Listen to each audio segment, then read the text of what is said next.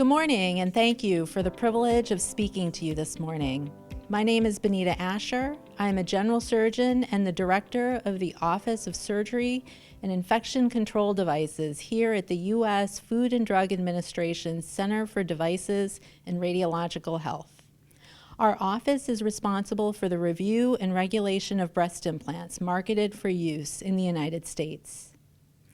One of the most important things that we do as regulators is to listen to the perspectives of patients, providers, scientific experts, and other stakeholders about their experience on the use of medical products.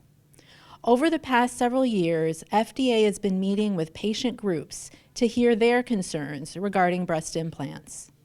These concerns include the communication of breast implant risk, such as breast implant-associated anaplastic large cell lymphoma, or BIA-ALCL, and a constellation of symptoms referred to by patients and providers as breast implant illness, or BII. In March of this year, we convened a two-day open public meeting of FDA's General and Plastic Surgery Devices Advisory Panel. The panel, consisting of a variety of experts, heard directly from patients, providers, and scientific experts. They discussed several topics related to breast implant safety. These topics included BIA-ALCL, symptoms of breast implant illness, MRI screening for silent silicone gel-filled breast implant rupture, and the use of surgical mesh in breast implant surgery. The patient perspective was central to these discussions, and we greatly appreciated the numerous patients who came at their own expense to publicly share their experiences, both positive and negative, and concerns related to breast implants. We are also grateful to have had in attendance international regulators from Germany, the UK, Canada, and France. Breast implant safety is an international topic, particularly at this time when some regulators have removed or are contemplating the removal of certain breast implants from their jurisdictions due to concerns about BIA-ALCL. BIA-ALCL has been a priority for FDA since 2011, when we first identified the possible association between breast implants and ALCL.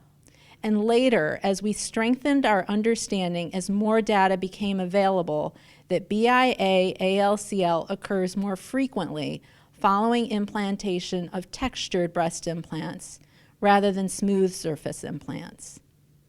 Since 2011, we've worked with the Plastic Surgery Foundation to develop the Profile Registry to collect detailed information on confirmed BIA-ALCL cases in the United States.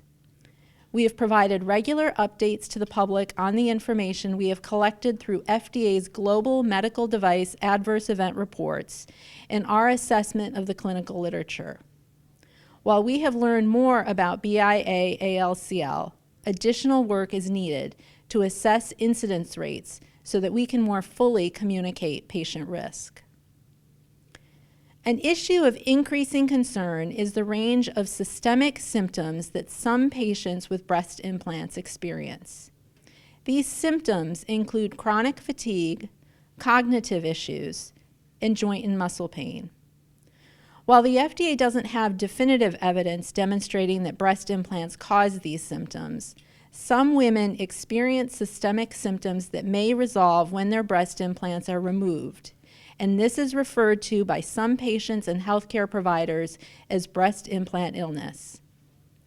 At the panel meeting, FDA scientists presented information on medical device reports, researchers communicated their understanding of this issue, and patients recounted their own debilitating experiences.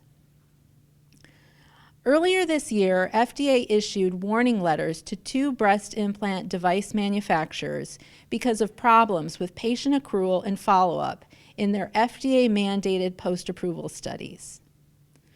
While we continue to address this issue, we see registries such as the National Breast Implant Registry here in the U.S. and other international registries as a means for contributing to our understanding of long-term breast implant safety. FDA's advisory panel recognized the need for striking the right balance between data collection and optimizing registry participation. At the same time, they also recognized opportunities for the registry to collect information on patient-reported outcomes, breast implant illness symptoms, and changes in surgical techniques such as the use of surgical mesh in breast reconstruction. The FDA advisory panel meeting discussed MRI screening for silent rupture of silicone gel-filled breast implants. Given the questionable utility of MRI screening in asymptomatic patients, the panel recommended ultrasound screening at regular intervals with MRI reserved for equivocal ultrasound findings or in patients who are symptomatic. Based on the advisory committee meeting discussions, FDA is already taking steps in the areas of risk communication and evidence generation. First, while this information is publicly available already, we are seeking to incorporate product ingredient information into the labeling in a way that is easy for patients to understand. In addition, we are considering labeling changes such as a boxed warning and a patient decision checklist. To do this, we are seeking input from all stakeholders, including patient groups. We know that some healthcare professionals, such as gynecologists, dermatologists, internists, and pathologists, may not be fully aware of breast implant risks, such as BIA-ALCL and systemic symptoms. We will continue updating the public about any new information to breast implant risks and improving the communication tools on our website.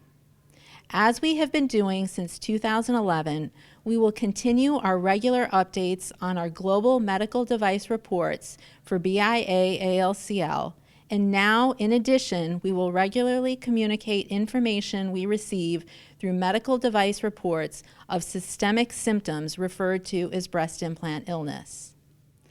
We appreciate our partnership with you as regulators. We are committed to making a difference in women's health and believe that our collective efforts will improve risk communication and evidence generation regarding the safety of breast implants. Congratulations on convening this conference, and thank you for the opportunity to participate.